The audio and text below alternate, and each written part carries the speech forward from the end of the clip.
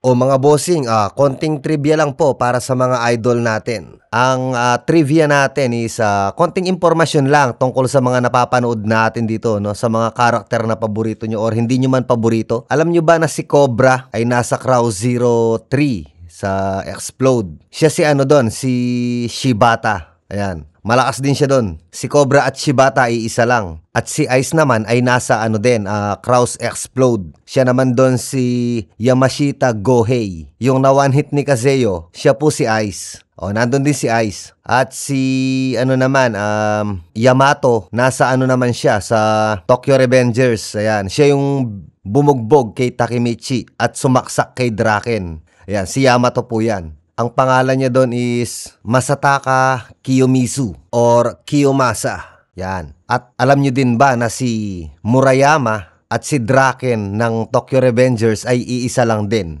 Opo, tama po. Si Murayama at Draken ay iisa lang. Siya din po yun. Si Ukyo naman ng Daruma family ay nasa Crow Zero din sa 1 and 2. Siya naman doon si Yuji Tokaji. Siya yung bali parang captain ni Serizawa. Parang kanang kamay, parang hindi naman kanang kamay pero parang basta, alam niyo na yun. At si Toshi Motaba naman ng Housen sa Crow Zero at saka si Sakyo ng Daruma family sa High and Low ay iisa din. At si Seki naman, siya naman po si Shuji Taira sa Crow Zero Explode din. Tapos sa Crow Zero 2 naman, nandun din si Seki. Housen siya doon, Housen student, kaso walang pangalan. Ano lang, mga ang tawag dito, backup lang sila doon. Tapos si Ryu naman ng Mighty Warriors High and Low ay si Ryohei naman sa Crow Zero Explode. Ayan, siya yung nakalaban na last ni Kazeyo. Si Terashima Soshi naman ng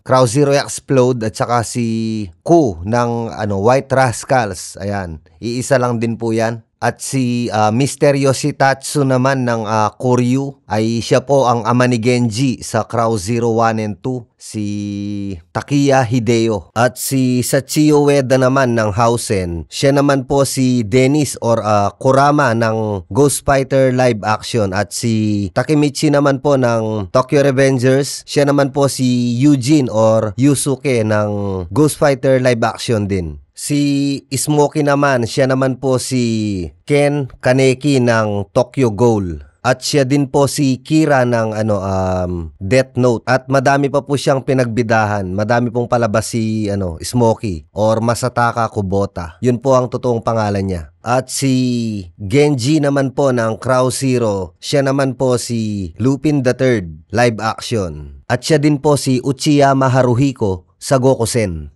At si Noburo naman ng Sano Hoodlum Squad, siya naman po si Master Jericho or Master Koenma, yung may pacifier. Yan, siya rin po yan. Siya po si Noburo. Si Brown naman ng Prison Gang, siya naman po si Kenichi Maruyama ng Crow's Explode. Taga Kurosaki Industrial High siya dito sa Crow Zero Explode. Tauhan siya dito ni Cobra or ni Shibata. Si Washio naman ng Crow Zero.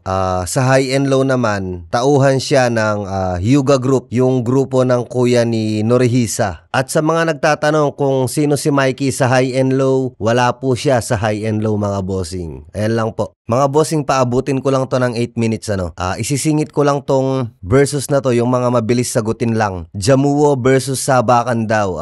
Seryoso ba tong tanong na to? Okay, sige, sagutin pa rin natin. Automatic po yan, Sabakan. Si Jamuo, wala po siyang kahit anong record sa mga laban. At least si Sabakan is nagpa-practice siya kasama si Jinkawa at si Monji ng Housen. Nagtitraining sila ng grappling or wrestling. So kung maglalaban ng dalawa na yan, hindi uubra si Jamuo. Yung ibang matitinding versus ninyo, hindi ko dito sasagutin yan. Gagawan ko yan ng ibang video, yung mas magandang video. Ito kasi mga basic at common lang yung sinisingit ko dito. Kumbaga yung automatic na. May babasahin lang akong question mga bossing.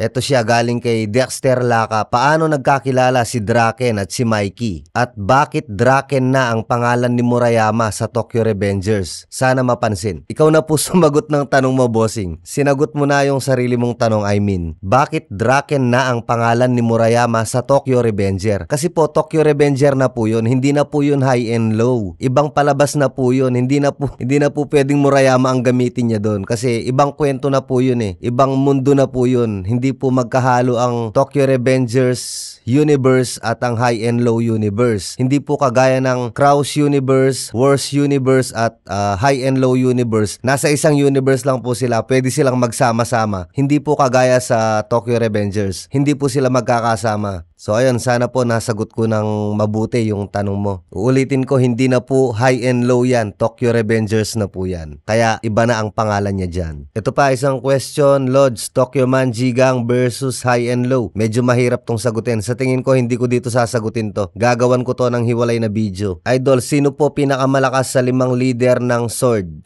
Hindi ko rin po dito sasagutin yan. Sagutin natin yan sa hiwalay din na video. Solo video po ang gagawin natin para dyan. Ayun, may nag-comment. Ang movie na yan ay You're the Apple of My Eye. Sinabi ko na po yan sa mismong video, bossing. Baka nagtataka kayo ha. Nagbabasa ako ng comment ngayon dito sa ang love story ni Murayama bago siya makapasok sa Oya High na hindi naman totoo. Yan, dyan ako nagbabasa ng comment ngayon. Ano title ng Genji na yellow ang buhok? Gokusen po. Boss, paano nakilala ng Sano or nila Cobra si Oshiage? Kasi nakita ko sila nung pumunta sila sa Itokan para ibalita kila Cobra na nagsisimula na ang laban ng White Rascals at Doubt. Sa video na to, bossing, kung saan ka nag-comment, ayan, nabanggit ko yata dyan na pagmamayari ni Dan ng Sano Hoodlum Squad, yung shop na pinagtatrabahuhan nila Oshiage. At maliban doon, magkakalapit lang sila ng lugar. Tapos, biker gang din sila kagaya ng Sano Hoodlum Squad. At kaibigan ng Ichigo Milk. Si Oshiage, Ichigo Milk siya. Kaibigan ng Ichigo Milk yung nanay ni Yamato. At kaibigan din nila si Naomi, yung kapatid ni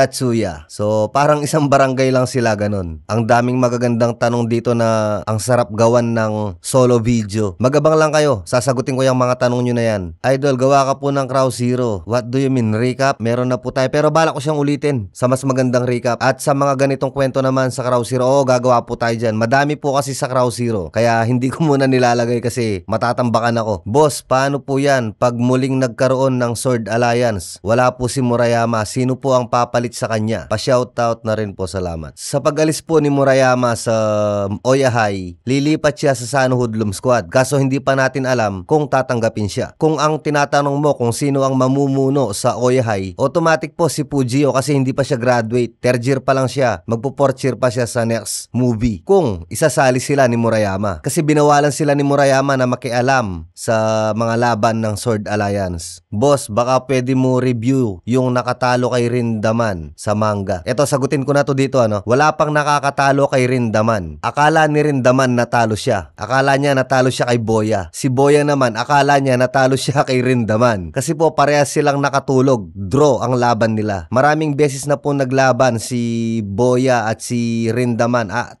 beses yata. 2 panalo ni Rindaman at 1 draw. Pero natalo si Rindaman, hindi pa. Wala pang nakatalo sa kanya. Draw pa lang. Akala lang ni Rindaman na natalo siya, pero hindi siya natalo. Kasi nakatulog si Rindaman. Yung sa huling suntok nila, nakatulog si Rindaman. Si Boya Harumichi naman nahulog sa ilog, nakatulog din. Parehas silang tulog. So nung magising si Harumichi, si Boya, akala niya natalo siya kasi di niya na nakita si Rindaman. Nung magising naman si Rindaman, akala niya din natalo siya kasi hindi niya na rin nakita si Boya. So ayun. Sana po gets nyo, Minsan ipapakita ko rin yung video niyan at ikukwento ko din yan. Buo. Ay, eto, tingnan nyo. Interesting tong comment na to. Galing kay Jaire Mesayas. Lods, kaya naging gangster si Murayama dahil iniwan siya ng kanyang minamahal sa realidad kasi hindi rason na magulang parati ang dahilan kung bakit tayo nagiging gangster. Nagiging gangster pala tayo dahil naghahanap pala tayo ng kasiyahan at mas masakit pa sa suntok ang umibig. Sorry to say po pero walang ganong background si Murayama bago siya naging gangster. Bata pa lang po si Murayama, gangster na siya. Meron po tayong video tungkol dyan. As in, bata pa lang talaga, gangster na si Murayama. Wala po siyang ganyang background na iniwan siya ng kanyang minamahal. Wala po siyang ganong background. Siguro nabasa nyo yan sa Wattpad. Gawa lang po yan ng mga fans kapag sa Wattpad nyo po nabasa. Hindi po yung totoo. Parang itong kwento na to, yung video na yan kung saan ka nag-comment. Yan daw yung